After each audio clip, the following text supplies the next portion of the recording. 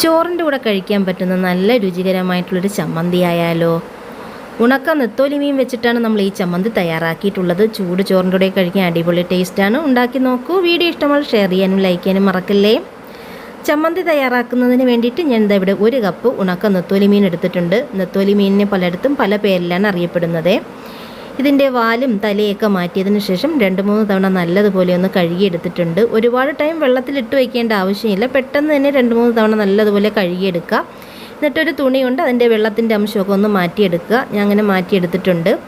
ചമ്മന്തിക്ക് വേണ്ടിയിട്ട് ഞാൻ ഇവിടെ 1/2 കപ്പ് തേങ്ങ, ഒരു 8-10 ചെറിയ ഉള്ളി, 1/2 ടീസ്പൂൺ മുളക് പൊടി, ഒരു 10-12 മുഴുവനായിട്ടുള്ള കുരുമുളക്. ഇതിന് പകരം കുരുമുളക് പൊടി ചേർത്താലും മതി. ഇതിലേക്ക് ഞാൻ പുളി ചേർത്ത് കൊടുക്കുന്നില്ല. നിങ്ങൾക്ക് പുളി ചേർക്കാൻ താല്പര്യമുണ്ടെങ്കിൽ ചേർത്ത് കൊടുക്കാം. പുളി ചേർക്കാതെയും നമ്മൾ ചമ്മന്തി തയ്യാറാക്കുന്ന സമയത്ത് നല്ല ടേസ്റ്റാണ്. എരിവിനനുസരിച്ചിട്ടുള്ള മുളക് പൊടിയും കുരുമുളകൊക്കെ എടുക്കുക. ആദ്യം നമുക്ക് ഈ നെത്തോലി മീനൊന്ന് റോസ്റ്റ് ചെയ്തെടുക്കാം. ഡ്രൈ റോസ്റ്റാണ് ചെയ്യുന്നത്.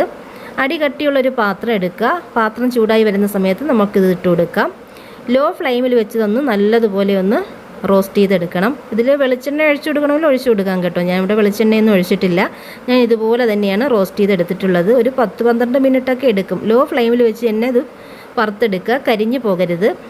ഇതിപ്പോൾ നമ്മൾ നോക്കുന്ന സമയത്ത് നല്ലതുപോലെ ഇതുപോലെ പൊടിഞ്ഞ് വരണം. ഇതാണ് ഇതിൻ്റെ പരുവമെന്ന് പറയുന്നത്. ഇത്രയും മതി. ഇനി നമുക്ക് ഫ്ലെയിം അങ്ങ് ഓഫ് ചെയ്തതിന് ശേഷം ഇതൊരു പാത്രത്തിലേക്ക് അങ്ങ് മാറ്റി കൊടുക്കാം. അപ്പോൾ ഇതിൻ്റെ അടിയിൽ കുറച്ച് പൊടികളൊക്കെ കാണാം. അതൊന്നും വേണ്ട കേട്ടോ. കരിഞ്ഞു പോകാതെ നോക്കണേ. ഇനി നമുക്ക് പെട്ടെന്ന് തന്നെ ചമ്മന്തി തയ്യാറാക്കാനായിട്ട് തുടങ്ങാം.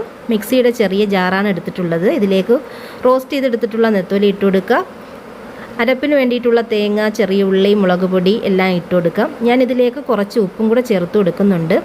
നമ്മളെടുക്കുന്ന മീനിൻ്റെ ഇതിനനുസരിച്ചിട്ട് ഉപ്പ് ചേർത്ത് കൊടുത്താൽ മതി.